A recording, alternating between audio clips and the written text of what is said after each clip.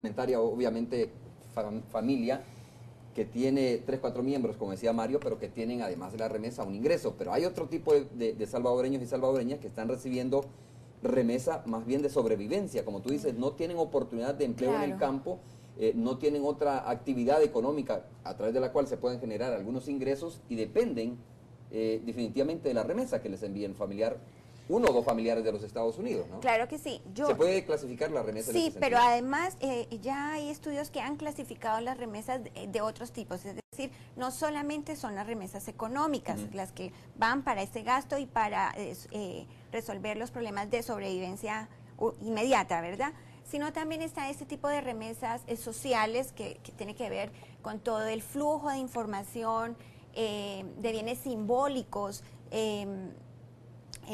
que también son importantes y que en momentos de crisis también se cesan esas... ¿Bienes simbólicos como qué? Bienes simbólicos como, por ejemplo, digamos, todo esto que nos arraiga al país de origen, ¿no? Por ejemplo,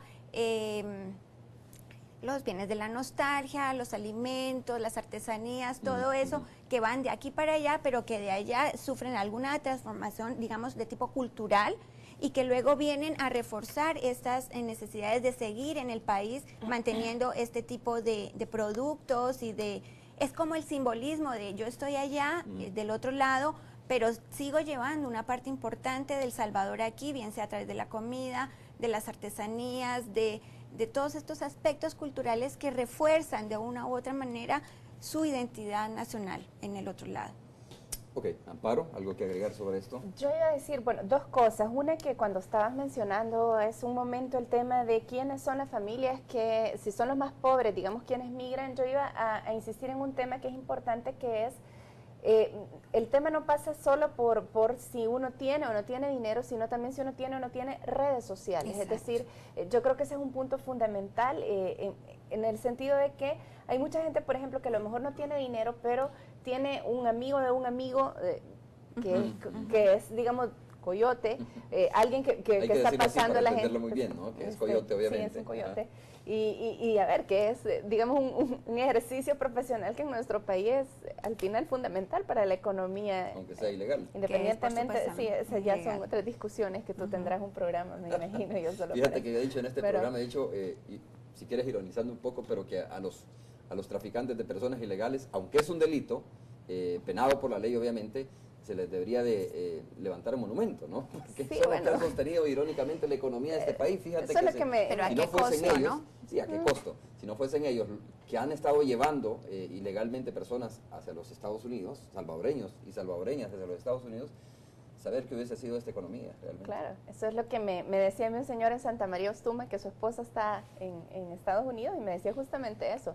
Mire, falta la estatua al héroe nacional, que es el coyote. Bueno, yo solo cuento que él me contó, pero digamos, independientemente de esto, las redes sociales son fundamentales. Es decir, a veces hay gente, digamos, que no tiene dinero para pagar el viaje, pero sí tiene redes sociales que le permiten decir, digamos, bueno, no te voy a cobrar todo de entrada, sino que te espero. Entonces hay una serie de negociaciones que se pueden establecer. Entonces yo creo que hay que matizar no solamente el tema de a qué clase económica pertenece, sino qué tipo de redes sociales se han ido construyendo en ciertas comunidades que permiten esto y que, como decía Olga, llevan de alguna manera a que la gente cree ciertas expectativas salariales mayores en la medida en que ya hay otra gente que ha migrado, ¿no? ¿Y esas redes sociales se mantienen intactas, Amparo? ¿Continúan funcionando como tal, aún con la crisis encima? Claro que continúan funcionando. Creo que se pueden reforzar. De hecho, se están reforzando, y justamente la investigación de IMU yo creo que nos va a dar muchas luces en relación con este tipo de temáticas. Pero mira, para poner un ejemplo, y un ejemplo muy peculiar, porque es uno de los pocos municipios en nuestro país donde podemos encontrar una migración importante hacia otro país, en la zona central del territorio, en la zona de los Nonualcos, hay un municipio que se llama Cuyultitán, donde nosotros tenemos una migración ya, digamos, significativa hacia Italia. Y entonces cuando uno llega a Cuyultitán, la gente te va explicando y te puede decir, hay gente que me recita exactamente cuál fue la primera familia que se fue y cómo esta familia, entonces cómo va llevando. Primero llevas a los hijos, después a la suegra, después a los tíos, y después empiezas a mandar a traer amigos, vecinos. O sea, mira, Paco, fíjate que entonces hay un trabajo acá que te podemos conectar. Entonces, el tema de las conexiones y las redes sociales, sobre todo en época de crisis, se vuelve un elemento fundamental, ¿no? Entonces, quería añadir eso. Y después, en el tema de las remesas simbólicas, yo creo que ese es un tema que es una de las deudas que nosotros tenemos que seguir estudiando, ¿no? Pero la remesa, en muchos casos, lo que estamos encontrando es que no es solamente el tema del alivio económico que está generando, sino también la remesa es como esa prueba de que el papá, la mamá, la abuela no te ha olvidado, ¿no? Entonces hay un elemento simbólico emocional, un lazo emocional con la remesa y con otra serie de remesas. Heather Bradley hizo un trabajo muy interesante con el PNUD también, donde ella hacía que los niños, los hijos de migrantes, tomaran fotografías que nos contaran qué son para ellos las remesas. Entonces, muchos niños, la respuesta es, la remesa la remesa de alguna manera quiere decir que mi papá no me ha olvidado. ¿Esa es una remesa como nostálgica, ¿no? Esa es una remesa simbólica, digamos. Simbólica, es decir, okay. No importa tanto cuánto me manda, no importa lo que me manda, importa lo que representa esto para mí. Importa, claro, representa que me quiere, representa que no me ha olvidado, representa que aún hay un lazo, hay un nexo, obviamente. Entonces eso se vuelve fundamental y una de las grandes preguntas que nosotros tenemos es ¿qué va a pasar si la remesa deja de venir? ¿Qué es lo que la gente va a empezar a leer en relación con ese tipo de temas? ¿Y hay alguna investigación sobre eso, Olga? ¿Qué es lo que va a pensar la gente o qué es lo que qué cambio de actitud puede tener esta gente? Hay una serie de estudios a nivel, por ejemplo, en México, que hablan justamente de esta persona que envía remesa y yo quiero detenerme un poco en el tema de la asociación de la remesa económica con el migrante también es peligrosa. ¿Por qué? Porque se valora a esta persona que ha tenido que sufrir una serie de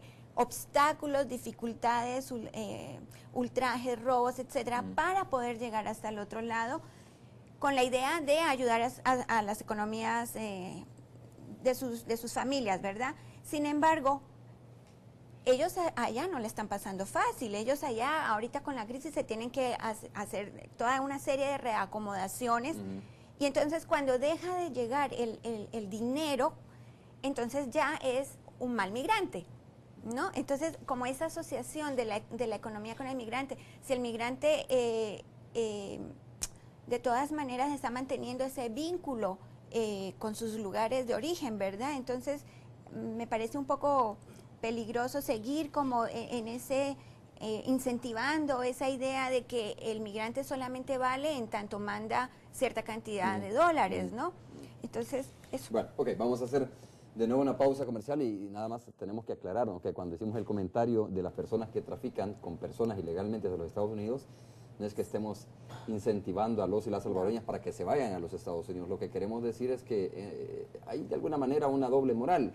Pero lo que tenemos que hacer es, obviamente, exigir al gobierno en turno de que cree las condiciones en el país, de que haga inversión social para que los y las salvadoreñas tengan una oportunidad de empleo aquí en el país y no se vean en la obligación de irse para Estados Unidos, rompiendo ese vínculo familiar, dejando a su hija, su esposo, esposa aquí en el país. Y bueno, es una situación bastante dramática la que se plantea cuando se da esta separación. Muchas veces no es porque se quiera separar, sino que se ve en la obligación de abandonar el país. Pausa, regresamos en breve. Bueno, antes de preguntarle a nuestros invitados cuáles son como las medidas que ellos están viendo que deben de desarrollar los gobiernos o qué se debería de hacer en términos concretos para enfrentar este tipo de situaciones, para blindar, si se quiere de alguna manera, a las personas que van a ser afectadas por el tema de las remesas, hacía una pregunta en la pausa, decía algo más que se nos quede respecto al tema del impacto que ha tenido en las familias, la reducción de las remesas.